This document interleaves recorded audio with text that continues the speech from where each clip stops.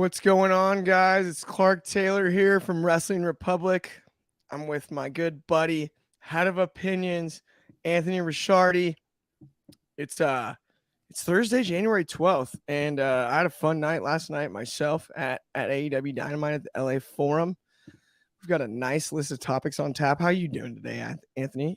Doing all right. Not too bad. Not too bad. About 3 hours later, your time on the East Coast, right? Yes, 6:30 Eastern. 6:30, so it's dinner time for you. That was good. I heard about that earlier. But let's get into the topics right away, don't you think, Anthony? Let's do and this is a subject we know that you know about, and that is the potential interest from Disney in the purchase of the WWE.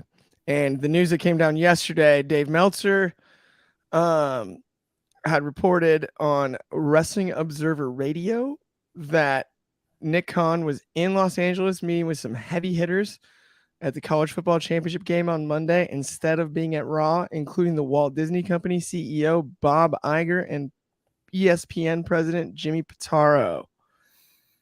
That is an interesting turn of events after the news we had gotten merely 24 hours before about the potential sale to the Saudi investment fund. But I know you also recently read Bob Iger's biography. Yes. So I really wanted to ask you about your thoughts on the potential, what it could look like with WWE and Disney maybe in the future, as well as just your thoughts on the subject as a whole. I mean, as a whole, and this is something that we covered, or at least I mentioned in a previous one. I kind of thought Comcast and Endeavor were probably the most likely at the time when I was asked, but Disney was always in the running. Disney's always in the running to acquire content. They love owning footage. They love owning intellectual property. And one of the interesting things is when I read Bob Iger's book, it covers all the major acquisitions that he himself handled for Disney, Pixar, Marvel, Star Wars, and of course the 20th Century Fox stuff. So they're very much focused on content. WWE has a massive amount of content. Disney also does a lot of live touring with the Ice Capades and all that other stuff. So it's not out of the realm of possibility that they would have an interest in something that has a rich film archive that they could potentially, I would assume, would probably be ESPN Plus, assuming once the Peacock deal runs. If they did buy them, I don't know. But it would make sense. And Iger being in charge again, if he's interested in acquiring more content, maybe. I mean, there have been different rumors of whether or not he's being brought in to potentially, do something with Disney, not necessarily acquiring, but I think it's an interesting aspect. For me, I would prefer them over the rumor from the other day. Totally. For me, I think Disney would definitely do stuff with it. I know there would be hesitation with a lot of people, whether it would be too family friendly or the Disney-fied or whatever you want to call it. But from what Iger has said in his book, when he bought Pixar, when he bought Marvel, when he bought Star Wars, he goes, listen, we own you, but you guys know what you're doing. We're just going to give you the platform to do it. We're not going to interfere with it. I'd assume they'd probably do the same thing with WWE, assuming it's profitable, which as of right now it is. And I wouldn't doubt that it would still remain profitable under a Disney umbrella. Right. So I think I don't see the footage going on Disney Plus. If they bought it, it would most likely go to ESPN would be my guess, which potentially would drive sales to the bundle package for people to get that and, the whole thing. So I think it's an interesting idea. I don't know how likely it is, but I certainly prefer it over the previous reports. For sure. And to your point, even one of the things that you said about people worrying about Disneyfying it or the product becoming more tame or whatever. And I would point to, and I think you would agree with this, they got Marvel, and I wouldn't say Marvel has drastically changed as far as you still get legitimate Marvel movies, and you still and even Star Wars as well. And one of the things, when they acquired 20th Century Fox, there was the question of, oh, Deadpool, because that was a rated R movie. Disney's going to keep it rated R. Right. So, or at least they've announced that they were, and they're filming it, at some point with Hugh Jackman and all. But I don't have much concern in the sense of I don't think Disney's going to make it cartoony. I don't. You're not going to see the Attitude Era stuff regardless of who's running it. So they've been doing PG stuff anyway.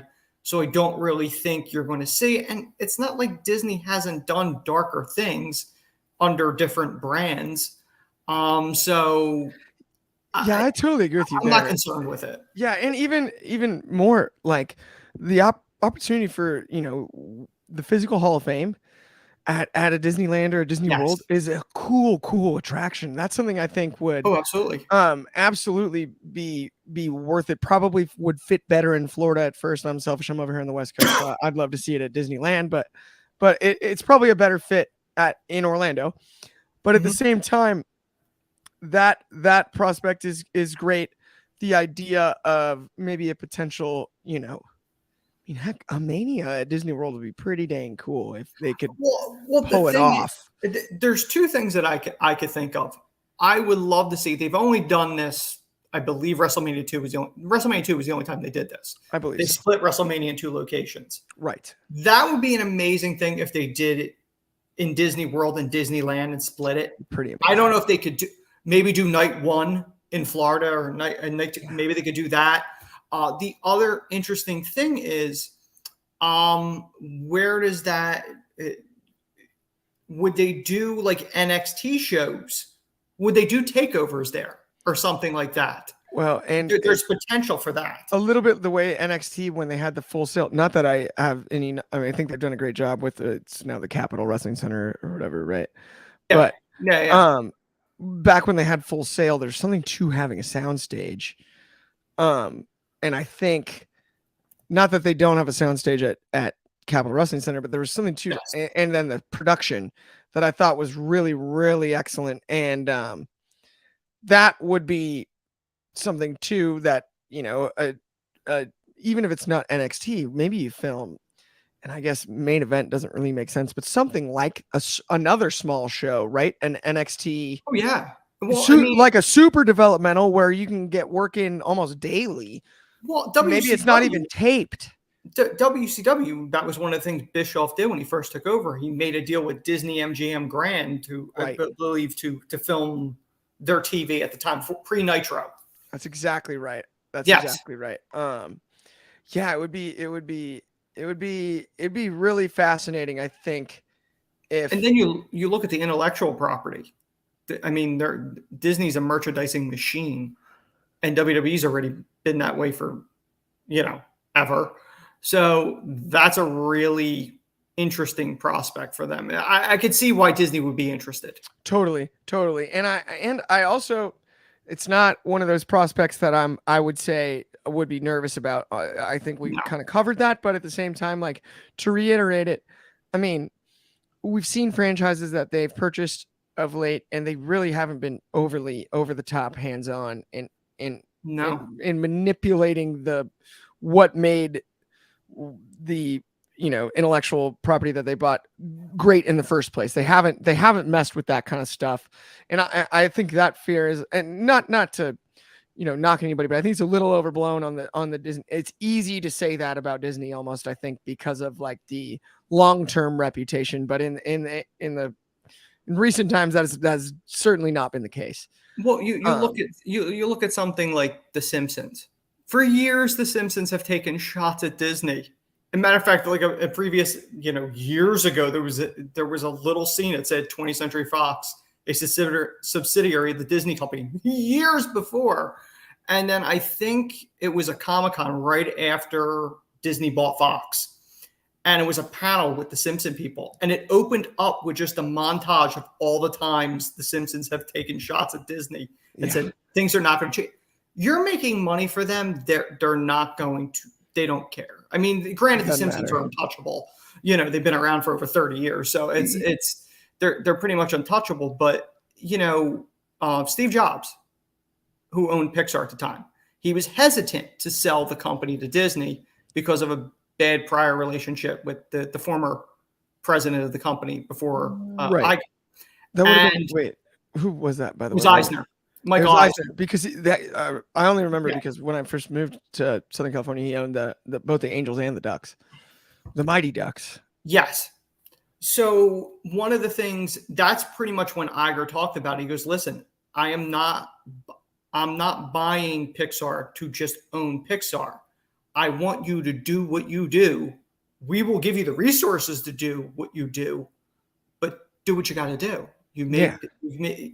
So I kind of feel like it's going to be the same way. I only see Disney, if they bought it, the only way they're really going to step in and let's say Triple H from creative, because I know that's the concern of everyone at this point, is if they are struggling in any way financially, which they're not going to. I know for one of the rumors was, Vince is going to insist to have creative control. Well, one of the things with George Lucas, and it mentions in the book, is George Lucas had scripts for episodes 7, 8, and 9. But Iger says it's specifically in there. We'll take it, but we are not obligated to make your scripts. We could do our own thing. And there was obviously contention because obviously they didn't follow his scripts. But that was one of the things Iger talked about in the book, which was there was a clause in there that says we don't have to follow it. Yeah. So it's probably going to be the same way. But I kind of feel like if Vince is selling, I think this is him leaving on his terms, is my guess. That would be my guess. In an effort too, that does make quite a bit of sense. And I think Disney's kind of been mentioned for a couple years now, right? As a potential suitor. Almost in more whispers than maybe right now. Well, it's I believe global news, but Ben wrote a piece on that a few years ago that there were rumblings at that time. So and so that's not necessarily, and even the ESPN meeting, right? We did see Nick Khan again at the UFC event right after Money in the Bank in Vegas, and that was obviously an ESPN event. And WWE's had a brief relationship with ESPN for a little while anyway. They did. So I mean, even the Jonathan Coachman thing, when he was working there, they covered a lot more WWE than they ever did, which was always fascinating to me. Well, wasn't one of the talking points before WWE Network went Peacock? Wasn't there a story or rumors at that time that Disney was a little annoyed that they didn't get it for ESPN Plus? It was something like that. That might actually be correct. I'm pretty confident that is the case. I think there was something around that time. I can't swear to it, but I vaguely remember seeing something. Either way, no, I'm with you. But okay, so I think we kind of covered Disney there. But we covered the House of Mouse pretty well. Did you see Dynamite last night? Yes, I did. You did have a chance to catch it? Okay. So I was there, and in the building, obviously, it was electric. I actually haven't had the chance to see the replay. Yes. So I'm super curious as to what your thoughts were with the commentary, how it ran in relation to kind of my in-arena experience. But before we get there, I think the main subject that we want to cover, though, is, and I thought it was kind of the moment of the night because it was the clear biggest surprise, was the Adam Cole return. Yes, right. Absolutely. So so let's get into it. And give me your thoughts on how did you feel about the show?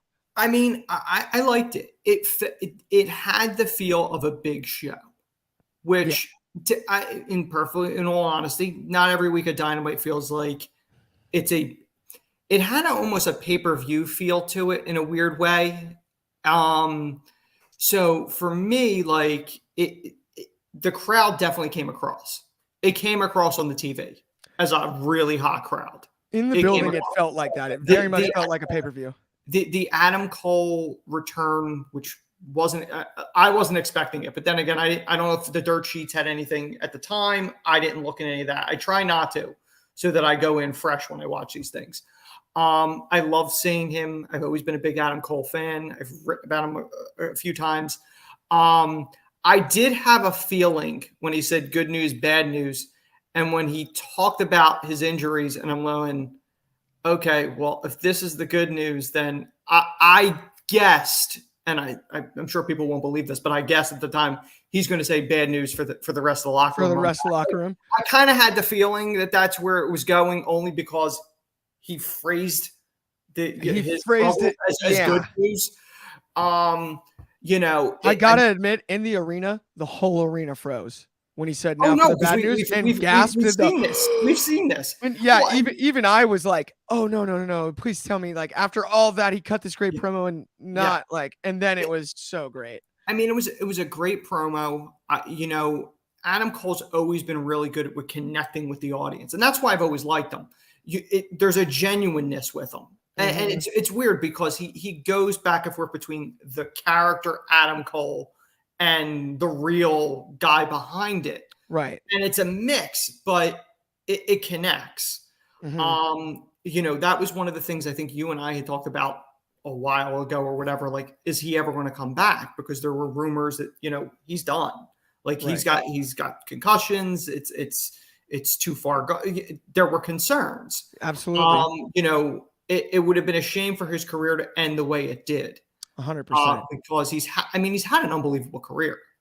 He's been he's been the top champion everywhere he's been except AEW. I think he's almost one of the, I would call him like one of the most underrated wrestlers of his generation, overlooked in a sense because of his size. But he can hang with anybody. And I mean, another thing from last night that I loved. So they immediately went to commercial, right? I would assume after the segment, because one of my favorite things that anybody did all night, he got to the top of the stage, and right before he was about to walk in the curtain, it almost looked like, and you could tell it was like, they're playing like the in arena music. So like they're just in the commercial or whatever, like the like little Dynamite theme. Yeah. And he kind of paused for a second. He turned around and he just did one more, and the whole crowd did boom. And it was awesome. And then he walked away, and it was just a cool, after how well the promo segment went. Yeah. I thought it was, to me, it's so interesting going, and obviously no spoilers. I'm not going to say anything about Rampage. I was there. Saw the whole thing. It's great. You should tune in, actually, dead seriously, for this Rampage. There are some quality stuff. There is some quality stuff on this show. There's a great main event match, and there's an awesome promo segment that I highly recommend tuning in for. Like, the energy did not change between Dynamite and Rampage, which is interesting because the order they filmed them, being live at 5:00 on the West Coast, we got the main event, the Escalera match, the ladder match, at 6:45. Had a 30-minute break. Yeah. After that, and then we're taping Rampage. So it was interesting out of order, but I was really impressed as someone who's gone to 2 Rampage tapings before All Out the last 2 years, and the last 2 years they've basically done Dark before Rampage, and then Elevation. They go live for Rampage, and then they do Elevation in Chicago. That is, and in the energy just in the arena, it's great. It's fun to. I always love the last 2 years. I've almost done the exact same trip. I love going to that one because you kind of get a feel for the building. You get like, and then Sunday it's just bananas. This one was really cool because not a lot of people left, hardly any. I was very impressed by that. The building was nearly as full for Rampage as it was for Dynamite. Almost everybody that bought a ticket stayed, I would say. Look, do you think a lot of that has to do because it's earlier on the West Coast when they're filming it, as opposed to that on the East Coast, for example? I think, interestingly enough, yes, that was a huge factor, because even a couple of my buddies that went with me that were more casual fans go, oh my gosh, I didn't even realize, like, that's the end of Dynamite. Like, what do we do now? It's only 7. Yeah. And I go, we've got 30 minutes to just hang out. Yeah. And then they're gonna tape Rampage. It's gonna be awesome. And I think they taped one more dark match between. We stood up and like stretched our legs and stuff during that time. But it was really cool to see him back to back like that. And I was impressed, especially, LA, you never know what you're gonna get. You might get a mass exodus at something like that, or late arrivers as well. And I thought it was, I mean, part of that is that newly redone forum is so much better than it was when I was a kid and what I remembered. I mean, I remember the old Fabulous forum right? I actually went to a Laker game at the Forum when I was a kid that long ago, and it's a real, there's almost not a bad seat in the whole building the way it's designed. It's really good floor area, and then there's like almost an elevated, everything kind of goes straight up, almost like shelves. Yeah. And so the people in front of you, no matter what seat you're in, are really not in your way. Even if you stand up, right? It's not a problem visually. It's really, really well done. And I think that might be part of it too, or also the novelty of AEW isn't in LA very often. But I was very impressed by like how dense the crowd was for Rampage. And it was, I gotta admit, you know, we got to the arena about an hour before showtime for Dynamite, and they're doing dark, which was fun. And Dynamite starts and you're just going, right? It's not, you're not getting out of your seat for the 2 hours. It's like, you're just going. And it was kind of nice actually, like, because when they did Rampage and Dark, they went pretty quickly between the two. When I've gone to those tapings, and it was nice to be able to like have the break between the two tapings. It made it like a, it was like an intermission essentially. Yeah, exactly. It wasn't too long of a show, right? It was 5. Yeah. We were out of there by 9 something. I think 9:10 we left. And we stayed for about a half hour after and chatted with some of our other friends that were in the arena. But but like it was really that part of it. I hadn't been to one where they tape both, and for like an in arena experience, it was really unique and cool. I dug that. Like it was well done. Well, I mean that's one of the things, and you and I've talked about this before. There are certain cities that are really wrestling towns, and a hot crowd could really make or break a show. If a show is struggling a little bit, a hot crowd can make it a better show. Absolutely. If you're in one of the major cities and the crowd is dead, that really hurts the product. Just in general. 100%. LA, Chicago, New York, Philly, Boston. I mean, they're hot crowds. They're big sports towns too. So right. I mean, they're very much into it. When I went to the Rumble, and I believe it was 18 that was here, and this was during the pre-show, and they had the little countdown clock to the Rumble or whatever.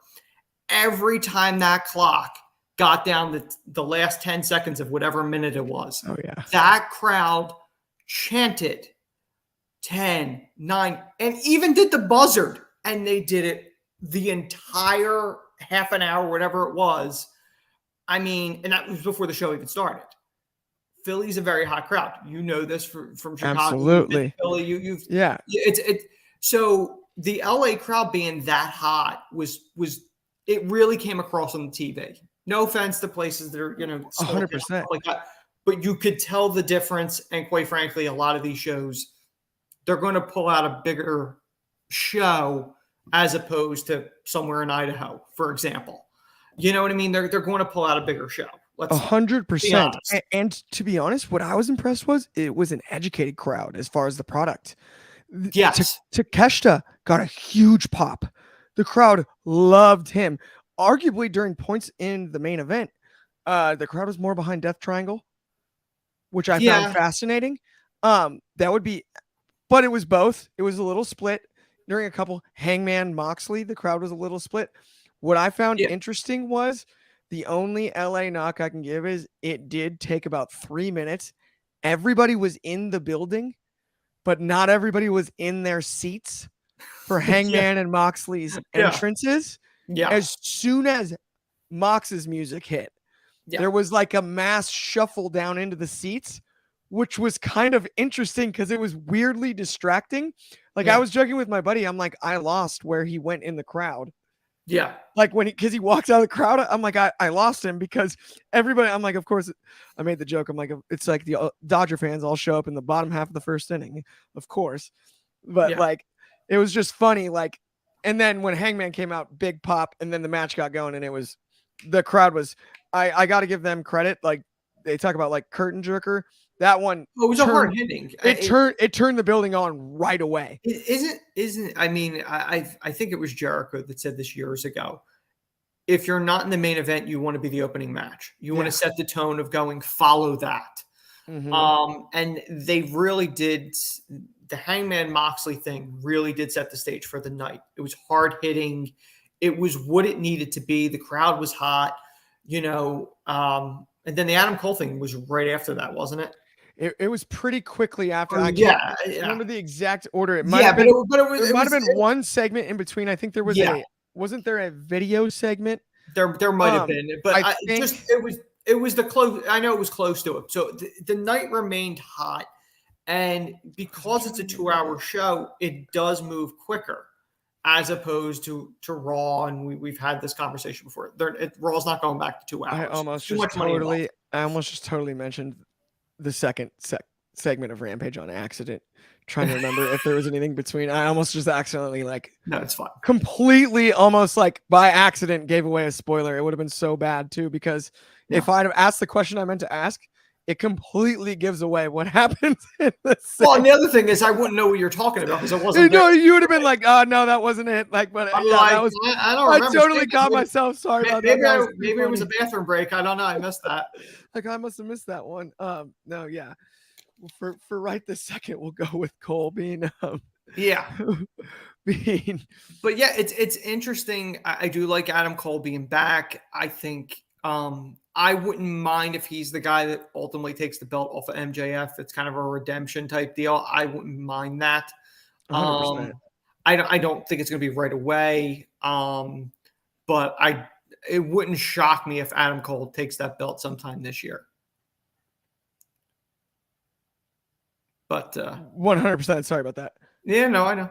Technical difficulties. No, you're good. You're good. But yeah, Cole, I think, is a great candidate if you're going to give him a babyface run. Yeah, I still love Cole as a heel. That's the only problem is, I think he can still turn heel eventually. But I mean, I agree. But I think the only issue I would have with that is if you're going to have him go on a babyface run to take it off of MJF just to turn back heel, it's like you might as well just leave it on MJF. Well, I mean, you can't keep him. Well, I look at it this way: you have an opportunity where Adam Cole has genuine connection with the fans in the way his career was pretty much everyone kind of declared it. Okay, he's done or close to it. He now has a second chance at this. You can't fake that. It's it makes a ton of sense. That's genuine. So to me, my advice to them is run with it. It's such a real life story. Yeah, that's it's real life. Run with it. We've seen it happen with Edge. His career was over. He came back years later. Bryan Danielson. Yeah, who would have thought the rated R superstar could be the top babyface in WWE? I mean, at one point, which I think he was for a stretch in the last couple of years. So, to me, this is a genuine thing. And to me, genuine or things that blur lines are money. And I think Adam Cole is somebody that could go verbally and have a good run or a good feud with MJF. I would like to see it. Personally. Yeah, I think it'd be a really, really fun rivalry. Yes. Okay, but also speaking of MJF, another thing I was impressed by last night, and I don't know if it came through on the TV show, but as much as I've seen MJF, live a few times now, he does get he's such a good heel, he gets cheered. The Piper situation. I gotta give credit where it's due here. There was a lot of legit boo heel reactions to his promo, and it made it more fun. I gotta be honest, because I think he played into it really well too as he kept going. Yeah, it almost, you could tell he was like, "Oh, sweet," because I think he expected to get cheered. Yeah, and then he almost went because they're, we were talking about it after, could he even say that stuff in almost any other setting? Yeah. Getting away with it. I mean, to be perfectly honest, and I'm an MJF fan. Last night's segment, I didn't feel, it didn't hit with me like the other ones do. I felt it was a weaker one compared to his other promos that he's done. Definitely. I mean, just for me, sitting at home watching it, I'm like, I got it. And, the crowd did go along with it. And I get that. But just as a whole, I don't think it was as good as previous segments he's done. it did feel a bit like the Takeshita stuff took away Yeah. from him addressing Danielson directly, Yeah. um, which I think was kind of interesting. But also, I would say his one-liners in the building landed. Oh no, it did. It was just when you're so good at it, Yeah, when you have a night where you're just good, yeah, it it's not as good as yeah, as his other yeah, one. and it's I easier mean, to tell too. It's easier to notice. yes. Yeah, You can't hit a home run every time. I'm not saying, no, but it's just I don't. It was one of his weaker showings, if that makes sense. definitely. And he didn't really say anything of like other than just being like classic heel. He didn't say anything that like moved any stories or like No, and the yeah. that's his best stuff when he's able to move stories. Yeah, I would agree with that too. Um, but okay, moving along. By the way, what did Yes. you think of the main event? I mean, you and I have had this conversation. When they announced the best of seven, I was very hesitant on it because I'm going, I don't know. They've wrestled so many times. It's just, it's, yeah, it, I don't know if we could watch 7 matches with them. When they started adding the stipulation, then it started getting interesting. But to be perfectly honest, and I think you and I have had this conversation, it was the most predictable situation. When they announced best of seven, it went, it's going seven. The Elite are taking their belts back. You pretty much knew. Like I don't think anybody went in going, oh, the Elite are actually going to lose this, and you knew it was going seven, and you knew they were think pretty much that's winning. part of the reason the crowd kind of got behind Death Triangle during the match. I agree because I think there's that appearance of going, okay, the political games are playing with it. It was a great match. I really liked it. I really did.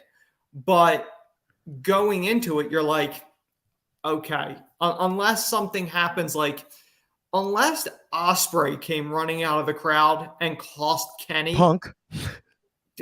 I mean, I'm kidding. Yeah, I mean, kidding, but seriously, I mean, if it was Punk, that'd be insane. But just in general, like if Ospreay would have came in and cost him, or Punk, or whoever, somebody would have came in and cost the Elite the match. That to me would have been a bigger deal. Yeah, to cost them the series. You knew they were getting their belts back. Okay, they were suspended. They were stripped of their belts. You knew the moment they were coming in, they were getting the belts. Yeah. The same way when they announced the tournament. You're like, well, Tony Khan, didn't he already telegraph this? That he's, the trios titles are coming in the moment Kenny gets back from injury? Like, it was telegraphed that, like, these belts are being made for them. Yeah. And I think that's why the crowd did what they did, because they're like, we're being forced. It's essentially the Vince with the Roman situation when Vince kept trying to push Roman, and the crowd's like, no, we don't want him. We don't want him in that spot. I feel like the same thing the Bucks are doing now, or what's happening with the Elite now, where there's a portion of the crowd where they're like, no, or it could even be the portion of the audience that's supporting Punk over the Elite in that whole situation. Granted, yes, they're supposed to be heels anyway. Okay, right? By the way. I mean, they're supposed to be heels anyway. But just that was the interpretation I got from that. And the other thing is, and you had mentioned this a while back when Ignacio was on here, there's a huge Latino crowd audience there. Very big. So very of course big. they're going to gravitate towards them. Death Triangle, yes. The Guerreros have history there. Well, and Death Triangle are also from Tijuana, I believe, too. They're even like, so it's even, they're basically as local as the Young Bucks, Rancho Cucamonga being a drive to LA as well. I mean, not quite the same as Tijuana, but it's very, very close geographically. Like there's plenty of support in that regard as well. I do think it's funny on the Punk thing, or the Lucha Bros. Yeah. Not Pac, obviously, but he's British, right? Yeah. But the one thing that I did think was interesting last night, in that one, maybe my favorite spot of the night was the crossbody. I think it was Nick Jackson and Rey Fenix through the table over the corner ring post. That's one of the wildest things I've seen in person. I've seen some pretty big spots that sounded like a human car accident. And it was just like, it was really high velocity, the crossbody. Like, I don't know if it came through on TV, Yes, but I that mean, was arguably the most violent spot of the night until maybe Rampage, but I can't say that either. But yeah, yeah, but I mean, the crowd was hot throughout the night, and that's really a testament to yeah. you know the city it was in, and AEW giving that audience stuff to stay invested in for the entire 2 hours of Dynamite. It really was one of their best booked shows, especially for the city. Like, I think they tried to Yes, do the same thing in Seattle, and I think they had some success. Obviously, you had the issue with the microphone with Hangman, but they tried to do something similar. They didn't necessarily overdo it in LA the I way I mean, think they kind of did in Seattle. I mean, and Clark, you may feel differently about this, but I kind of feel whether it's WWE, whether it's AEW, when you know a show is going to be in one of those major cities, like one of those hot crowds, you get excited about that show. Right. No offense to Seattle, but Yeah. that wasn't one where I went, "Oh, this is going to be one of those Although, shows." see, I kind of did because I know about like with the 12th man and they're really passionate about wrestling in the Pacific Yeah. Northwest. I thought first time out there that's going to be like a scorching crowd. Mhm. But I do know where you're coming from, right? Like uh Seattle by comparison to an LA, New York, Chicago. Yeah. Just yeah, that's what I mean. Like, not necessarily because, not even Yes. the AEW show, but just in general. Like, if you announce something, Yeah. Topeka, Kansas, if you announce something, Yeah. It's my Little dad's Rock, hometown. yeah, but yeah, I mean, or Little No, Rock, that's true. like Little Rock, yeah. you're not going to feel the same way as, oh, it's in MSG, Yeah. oh, it's in It's in the Chicago. forum. Yeah. You're not going to feel that way. No, it's Like, not the same. and maybe that's because you and I are from major cities. We feel that way, and I mean no disrespect to anybody in small towns or anything, but just Right. in general, I kind of feel like they pull out the big guns for the big cities, Definitely. as a whole, and they both do it. I mean, it's the smart Yeah. play. The bigger market, you're going to pull out the bigger guns. I get it. It makes 100%. sense. I think it's like stadium shows in major cities are the two you get, right? If you hear like, oh, it's in a You, football stadium, yeah. you know. We're not going to see a WrestleMania in Iowa. Like, No. unfortunately, it's not going to happen. No. But So, Indianapolis, possible, right? They got the yes, huge dome stadium. Like, yeah. I mean, the same thing, and AEW would be the same way. You're not yeah, seeing a double or nothing in Des in Moines. that area either. You're probably just not. And it's no offense to any of them, but Yeah, it's just the case. they're going to go where they're going to get the bigger headlines, the bigger crowds, and drive in the most money. I mean, that's just smart business. I get it. Definitely. So, I mean, that's the LA crowd was definitely hot for that. I was curious towards the end of that ladder match. Kenny was taking an awful long time grabbing those belts, Okay. which made me think, I'm going, is he waiting for somebody to run in? We all in the building thought that. We were I looking. I It's really funny. thought, I'm like, oh, they're going to pull out Osprey. I want to go back and He's waiting for Osprey, because that's how it came across when I was watching it, going, like, I didn't even think he was waiting for somebody else in the match. I think he was waiting. It felt like he was waiting for somebody to run in. Yeah, to run in. And I really, really want to go back and watch it myself now because I have it recorded. Because I'm on the railing opposite the whole camera, just a little up. And I'm wondering, it'd be kind of funny when he's climbing, after like the initial little pause and the climb so slow, I kind of leaned over the railing and started looking down, like, is someone coming out of that tunnel or that tunnel? And I'm curious to see if I'm in the shot because of where he was climbing on the ladder at that angle. You might have it's kind of funny. But it was one of those things where I'm going, he's being extra slow.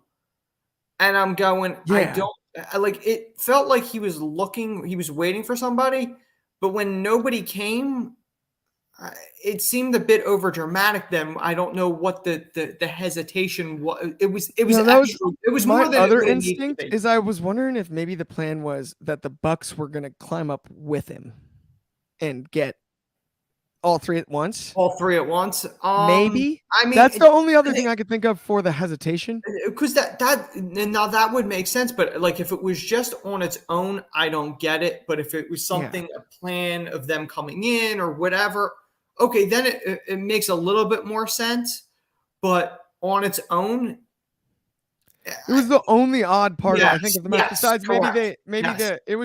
we were kind of laughing and we're like, does the Escalera de los Muertos match mean that it's a TLC match because they brought out all the tables before the match?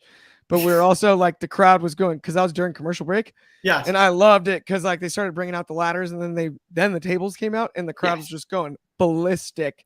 So I gotta give credit there. Like out of the break, it was immediately loud, which was cool. I do love that, like, you know, there's a distinction between TLC and a ladder match. There's no DQ in ladder matches. Yeah, it doesn't matter. You can still use them. It always cracks me up when they do that distinction. You know, even with like no holds barred and no DQ, it's the same thing. Yeah. Like no holds barred sounds, you know, more dangerous and you know, but funny, it's like no holds barred. It's like I actually don't know that there's any holds that are barred anymore. Like you can use chokes and like all of that. It's like it's also like it's so funny because like no DQ, no holds barred, they basically mean the same thing nowadays. But like if you break down the phrase itself, like no holds barred, it's like when's the last time like they banned a hold? Crossface chicken wing, I guess. Well, I remember having a conversation with somebody, and I think it was during the Gargano Ciampa feud, that the first match was unsanctioned. And then like the next one was like no DQ or no holds barred. And I'm like, that's like a step down from unsanctioned. That's less violent. Yeah, it was strange. Like it was like you went unsanctioned and then you went street fight or something, whatever it was. And it's like, yeah, but you just did unsanctioned. Like you don't open with unsanctioned. Yeah, like, it was a Chicago street fight. Like, but like at the same time, it's like unsanctioned would be more dangerous. I mean, it's like they'd have to sanction the Chicago street fight. The company is not taking any responsibility for it, but it's always funny with the different rules on how they handle that. Yeah, there is a couple different like what was another one that was like that? Like it's totally Ravens rules was another thing. Ravens rules, but even like I was thinking more like strap matches where you got to touch all four corners. I've never, and then other ones it's like just a violent pinfall or submission strap match. Like I don't get it. The thing is, like, there's no distinguishing name on them. They always just use strap match, and like, and you and I will laugh at this, where they would do them, and you're like, you don't know what type of strap match it is until they're like, oh, they set up the little buzzards on the turnbuckle pads. Yeah, it's that one. Which personally, I prefer the other one where they just beat the living daylights out of each other and somebody's got to pin somebody. And they happen to be strapped together. Yes. It really makes no sense. And that's like even with triple do you remember back in the 90s when they would just have the referee count? They didn't even have the buzzers. Oh, no. Yeah, there weren't the fancy buzzers. They didn't even have those. The referee would just go two. Like he's got two turnbuckles. And then like they don't do it for all of them. But WWE started doing it. I think other ones may have done it. When they did like triple threat tag team matches, there have been situations where they only have the two people in the ring. I prefer the other way that they were doing it, where it was one member from each team. Yeah. So it was triple threat the whole time. Like, I love that, but they don't stick to that all the time either. No, it doesn't make sense. Also, when you can tag somebody in from not your team, like I've never liked that move.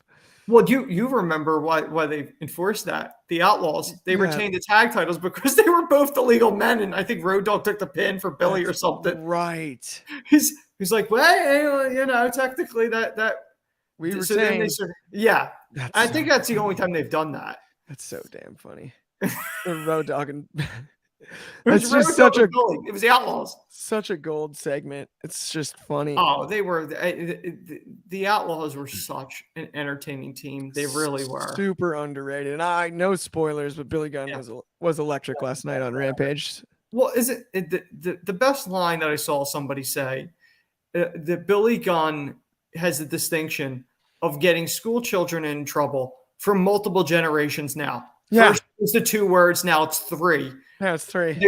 But he's gotten school children in trouble grade school kids for in like trouble 20 for years now. 25 Or years. 25, 30 He's years got now. an innate ability to get Yes. elementary school kids in trouble. Yes. It is so true. Oh, that's hilarious. All right. Yes. Well, I mean, I think it's been a fun show today. Yes. No doubt. Let's wrap things up. Yep. We'll be back at noon tomorrow, my time Pacific. So that's 3 Eastern and 8 p.m.